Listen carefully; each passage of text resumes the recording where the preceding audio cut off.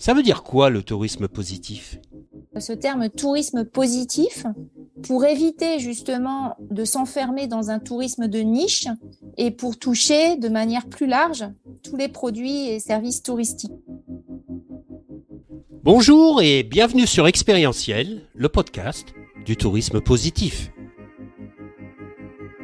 Éveiller les consciences, stimuler l'envie d'agir pour un tourisme positif.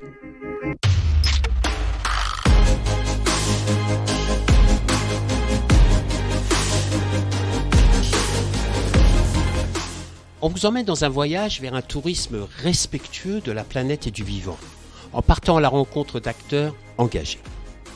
À travers leurs histoires, nous allons découvrir des femmes et des hommes visionnaires, des leviers d'engagement qui sèment maintenant les graines de réflexion et d'action pour un tourisme positif. Je suis François Huette, ambassadeur du tourisme positif avec une expérience internationale, animé par le développement d'un tourisme de sens, proposant des expériences vertueuses en lien avec son territoire. De la prise de conscience au passage à l'acte, il n'y a qu'un pas. Il est le résultat d'un alignement entre réflexion personnelle sur les enjeux actuels, comprendre ce qui nous anime au plus profond de soi et l'expression de sa singularité dans ses activités. Ce travail offre une diversité d'opportunités de se différencier et de sortir des schémas traditionnels. Mon rôle est de vous accompagner sur le chemin d'un tourisme positif. Pour ne rien manquer à notre actualité, suivez-nous sur la page expérientielle de Facebook, Instagram ou LinkedIn. Et surtout, n'hésitez pas à nous soutenir en mettant de belles étoiles sur ce podcast et en partageant autour de vous. L'imaginaire est une expérience dont la manière on interprète le réel. C'est ce filtre entre moi et le réel, où cohabitent le conscient et l'inconscient, le rationnel et l'irrationnel, et personne n'échappe à l'imaginaire. Alors, chacun voit le monde à sa manière, qu'il l'interprète et le restitue au monde à sa manière aussi. Ariane et Sylvie ont comme mission d'insuffler la sensibilité humaine dans la relation numérique, et elles ont développé un moteur de recommandation en partant d'une base scientifique avec une solution qui permet de faciliter l'expression des émotions et révéler le bien-être ressenti et les désirs que le client recherche afin d'affiner son offre pour mieux répondre à ses besoins. Alors sans plus attendre, je vous invite à faire une pause dans un lieu confortable et calme, au contact de la nature, pour prendre le temps de découvrir un tourisme positif. Bonne écoute. Mesdames, bonjour et merci d'avoir accepté l'invitation au podcast expérientiel. Alors, j'ai bien dit mesdames, car j'ai de la chance aujourd'hui, je suis en compagnie de deux demoiselles, deux jeunes demoiselles. On accepte. Voilà, hein, c'est la journée des compliments, il faut en profiter. Hein, donc, Ariane et Sylvie. Et ce que je vais vous demander comme première question, c'est de vous présenter l'une et l'autre et de nous dire ce que vous faites. Voilà. Bonjour François et merci à toi de nous interviewer. On n'a pas l'habitude et on est très flattés. Bonjour. Ouais. Le plaisir est partagé. Alors nous sommes les deux, je commence mais je laisserai rapidement la parole à Sylvie. Nous sommes les deux cofondatrices de la start-up qui s'appelle l'Aleph et qui a pour mission, enfin la mission qu'on lui a donnée, c'est d'insuffler la sensibilité humaine dans les relations numériques. Et pour faire ça, on est deux profils très complémentaires. Alors, pour faire vite, moi, je dirais que j'ai commencé mon cursus en littérature comparée, ce qui m'a tout de suite amené à étudier toutes les disciplines de récit, voilà, la littérature, le cinéma, la photo, et en parallèle les sciences humaines. Notamment tout ce qui tourne autour du langage. Je me suis extrêmement creusé tout ce qui tourne autour du langage, que ce soit au niveau de l'acquisition, de la compréhension, de la production. Ça a résumé les deux grandes sources d'intérêt, c'est l'imaginaire et la sémiologie. Voilà. Et du coup, tout au long de ma carrière professionnelle, j'ai développé, affiné, validé une technique de recueil, de discours, pour les discours qui laisseraient affleurer cet imaginaire, pour le capter, en place des méthodologies pour le déchiffrer. Et toi, Ariane, alors, c'est quoi ta spécialité? C'est marrant parce qu'on souvent on oppose scientifique et littéraire, mais bon, là on voit bien quand même que Sylvie est une scientifique. Voilà. Mais moi, je suis plus scientifique mathématique, on va dire, de profil scientifique mathématique, modélisation. Donc, j'ai une formation de maths appliquées et sciences sociales. Et après, j'ai travaillé pendant de nombreuses années dans un grand groupe. Et je concevais des outils numériques, des outils de gestion. J'imagine les données derrière, comment on modélise les données. Et donc, c'est vraiment cette combinaison entre l'expertise de Sylvie, la connaissance de Sylvie qui est très spécifique sur l'imaginaire, et cette possibilité de la modéliser, de la mettre dans une machine qui a donné naissance à notre société et donc à une solution qu'on a mis au point qui s'appelle Xenia et qui permet de recueillir, de faciliter l'expression des émotions et d'en déchiffrer les désirs et les ressentis. On a tous une compréhension, probablement différente les uns des autres, de l'imaginaire. Et moi, j'aimerais savoir quelle est votre définition de l'imaginaire. C'est quoi l'imaginaire pour vous? Alors, l'imaginaire, en fait, voilà, c'est l'expérience, c'est une expérience fondamentale à l'être humain. C'est cette expérience par laquelle l'humain est en contact et interprète le monde qui l'entoure.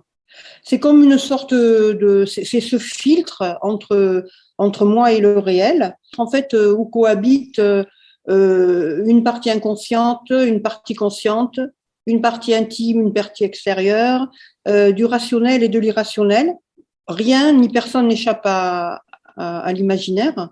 Et on peut dire que l'homme a toujours besoin de ces deux images simultanées. Je ne sais plus qui c'est qui disait ça.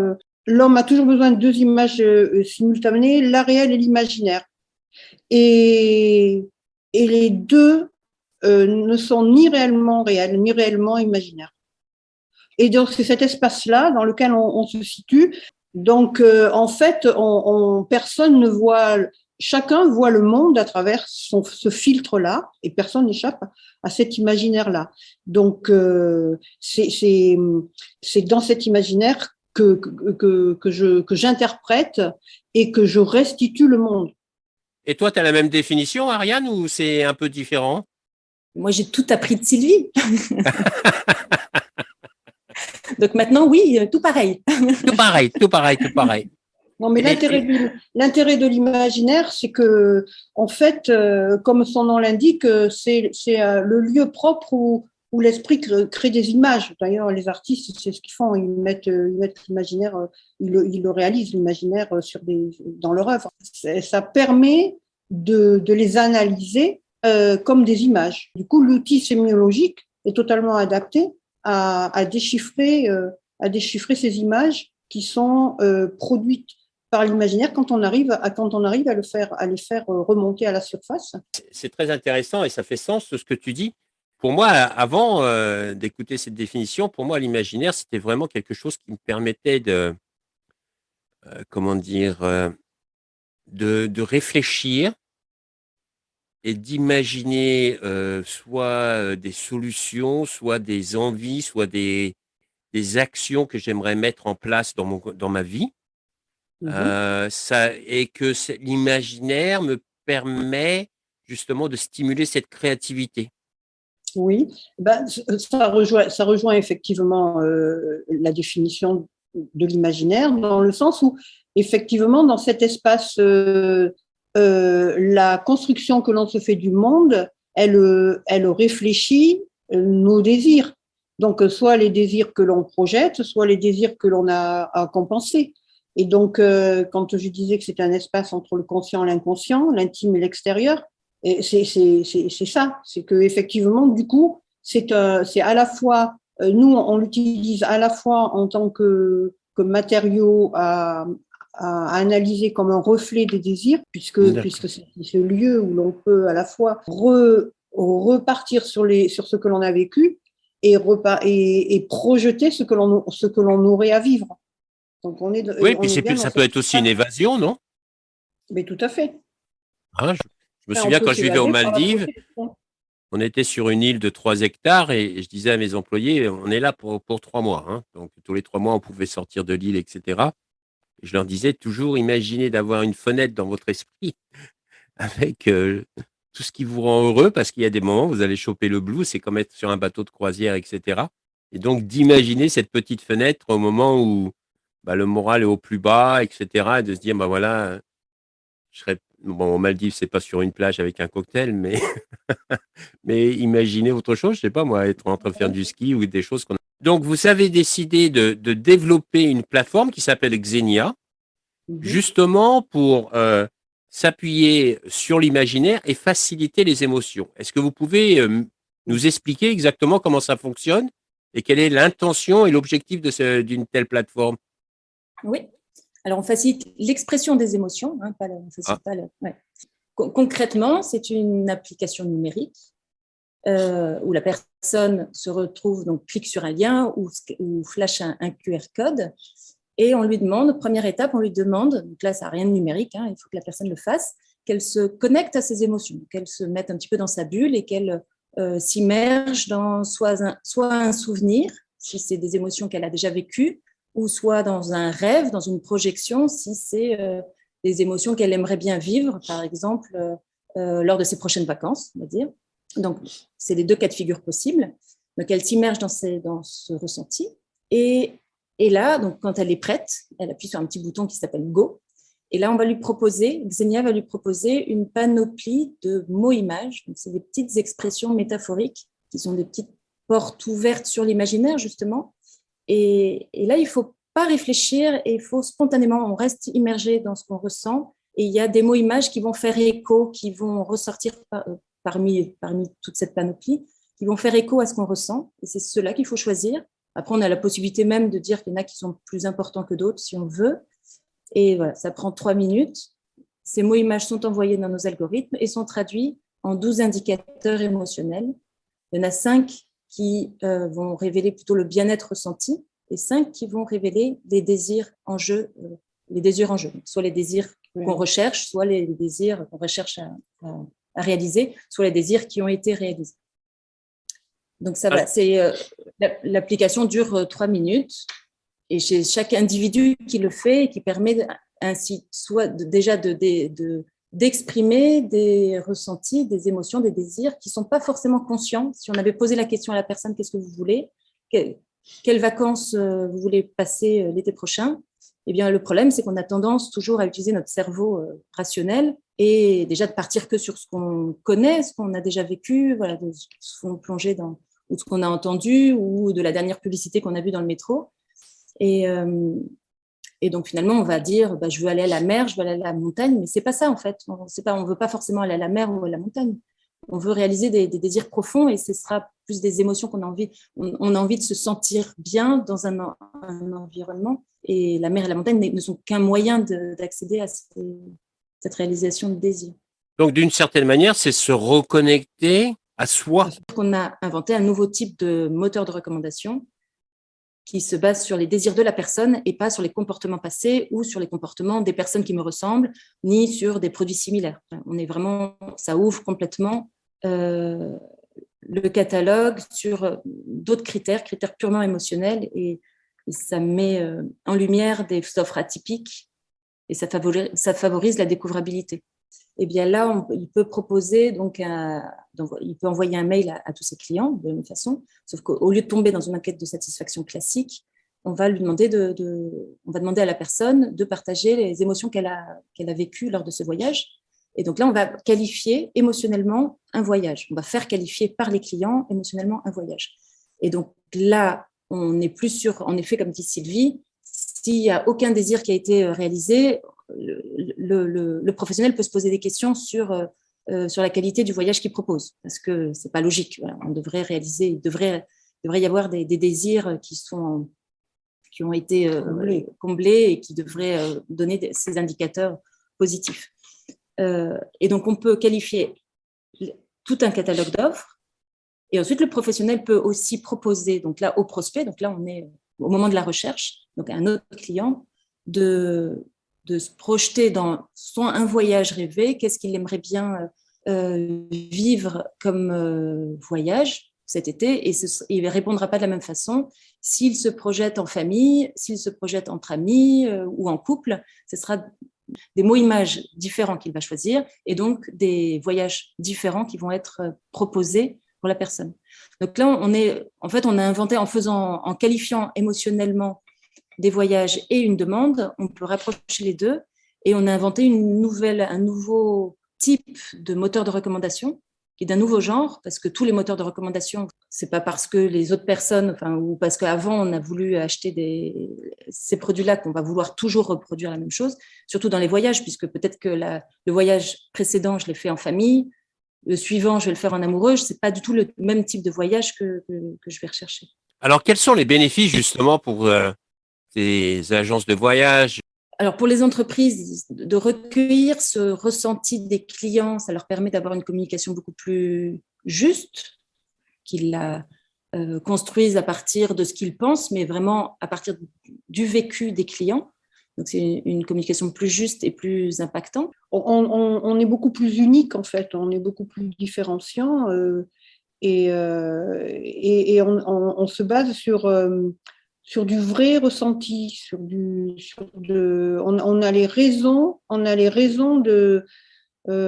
profondes de l'évaluation. Et c'est quand même, pour l'entreprise, c'est important de savoir où se situe et de comprendre où se situent les causes. Et pour progresser aussi. Et voilà, ça c'est pour la communication, mais ça va sans doute plus loin, parce qu'une fois qu'on a une vraie communication, disons qu'on offre quelque chose qui ne sert pas simplement à communiquer, à faire du buzz. On donne la possibilité de travailler en fonction des désirs, et donc de proposer, d'améliorer son offre en fonction de vrais désirs personnalisés. C'est en même temps un outil d'évaluation et de communication. Et c'est un outil inspirationnel. De mettre en valeur des offres plus atypiques, qui ne rentrent pas. Voilà, c'est un référencement différent de l'offre, qui part que des émotions, donc qui met en valeur des choses, des produits qui ne rentrent pas dans les cases ou dans les classifications. La problématique aussi d'Internet, c'est qu'il faut tout rentrer dans faut tout qualifier dans des cases. Donc tout ce qui ne rentre pas dans les cases, on ne le voit pas, devient visible. Ou avec notre outil, on peut mettre en lumière cette offre atypique qui est singulière. Tout le monde parle toutes les entreprises parlent de mettre l'humain au cœur de l'expérience client, au cœur des process. Mais là, on le fait vraiment, puisque c'est vraiment en mettant les désirs spontanés, c'est vraiment l'humain qu'on met au cœur de la relation client. On prend en compte les désirs de la personne. Voilà. Donc là, on parle de l'humain, ça veut dire qu'on parle de l'individu. Et pour lui, alors, c'est quoi les avantages? C'est qu'il part dans des endroits où il va prendre des décisions qui sont en adéquation avec qui il est et ses désirs. Parfaitement bien dit. Oui. Oui, il va être plus en phase avec sa consommation. L'outil contribue à une consommation plus responsable, puisqu'elle part des désirs de la personne et pas du marketing ou de la publicité qu'il a vu, mais vraiment de ses désirs spontanés. Une consommation plus autonome, en tous les cas, plus libre. Ça le recontacte, ce qu'on disait au départ, ça peut le recontacter à des désirs très personnels, et donc c'est une espèce de guide comme ça, et c'est en ça peut-être que cet outil il offre une sorte, il entre un peu en cohérence avec la tendance de quête de sens, parce qu'au moins là on contribue un peu, enfin notre petite mesure là, on contribue à ce que chacun trouve l'offre qui correspond à son sens à lui, au moment précis où il le choisit. Hein, tu es d'accord? Donc là, on va vraiment dans une expérience beaucoup plus personnalisée. Voilà. Parce qu'aujourd'hui, on parle souvent de personnalisation, mais quand même, ça reste en surface. Oui. En fait, et là, on a la possibilité d'aller plus en profondeur. Aujourd'hui, quand on parle de personnalisation, oui. Et aujourd'hui, quand on parle de personnalisation, en fait, les outils actuels, c'est les CRM qui vont mettre les personnes dans des cases.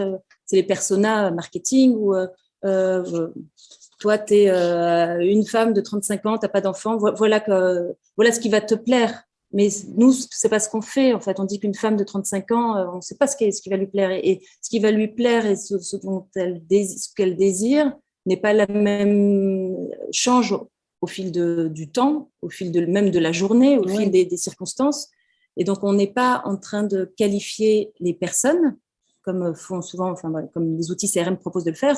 On ne qualifie pas les personnes, on qualifie les désirs du moment et on propose une offre en fonction des désirs du moment. Ce qui change tout, en fait. C'est une personnalisation, mais très fine et qui varie tout le temps, en fait. Oui, on s'appuie sur l'individualité. Voilà. Et la diversité.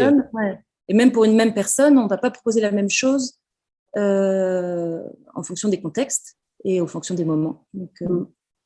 Donc c'est bien, là, on se reconnecte vraiment à l'essence humaine. C'est-à-dire qu'on est des personnes remplies d'émotions, qui sont des émotions variables selon ce qu'on vit, selon les moments de la journée, etc. Et de prendre tout ça en compte, eh bien, plus ou moins, est-ce que c'est pas une forme d'empathie? C'est-à-dire qu'on essaye de comprendre la personne d'une certaine manière, alors même si c'est une empathie peut-être… En fait, quand on a pensé à mettre l'humain dans la machine,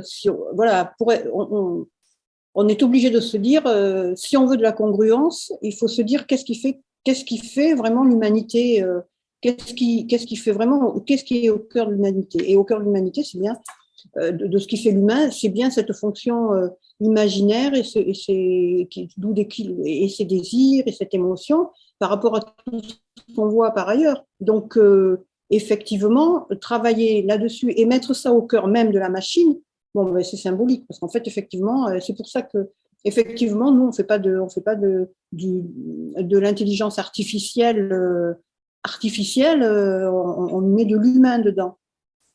D'ailleurs, donc on aime bien dire que, dans l'intelligence artificielle, il y a deux courants. Il y a le courant qui existe aujourd'hui, qui est le machine learning. Donc, c'est beaucoup de données. La machine, aujourd'hui, il y a de la donnée partout. Donc, et la machine sait facilement trouver les règles qu'il y a dans tous ces paquets de données. Et l'homme, ensuite, interprète ces règles comme s'il y arrive.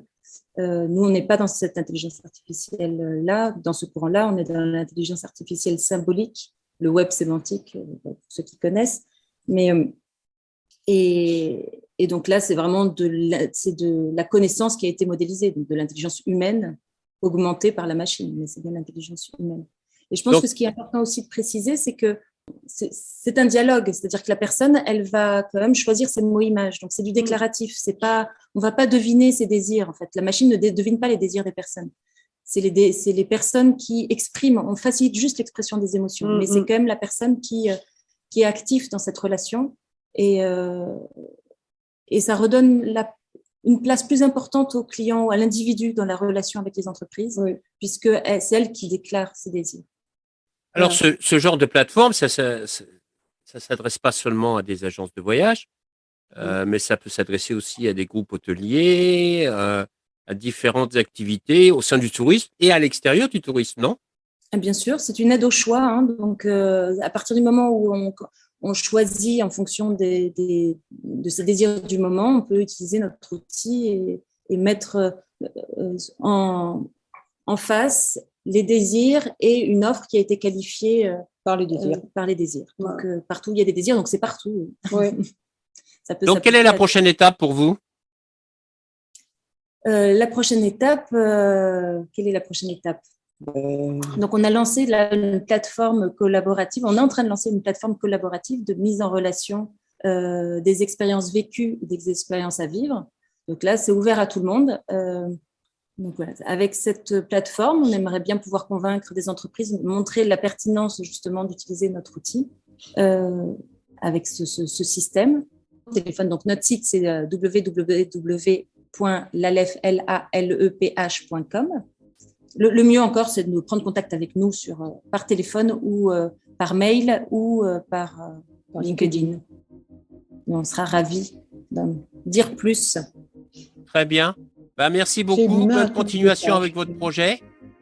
Et puis, je vous dis à bientôt. Merci beaucoup, François. Merci à toi. Voilà, c'est la fin de notre voyage du jour. J'espère que vous avez vraiment passé un agréable moment en notre compagnie et que nous avons pu semer des graines d'inspiration et d'action. Surtout n'oubliez pas, le tourisme de demain, c'est maintenant qu'on le construit et ensemble. C'est un tourisme qui est guidé par le sens, l'expérience et en lien avec nos territoires pour assurer la pérennité de nos métiers et de nos activités. C'est essentiel. Si vous avez vraiment aimé ce podcast, favorisez sa diffusion en lui donnant 5 belles étoiles sur Apple ou la plateforme podcast préférée que vous utilisez. Et puis, surtout, et ça c'est le plus important, n'hésitez pas à partager dans votre réseau.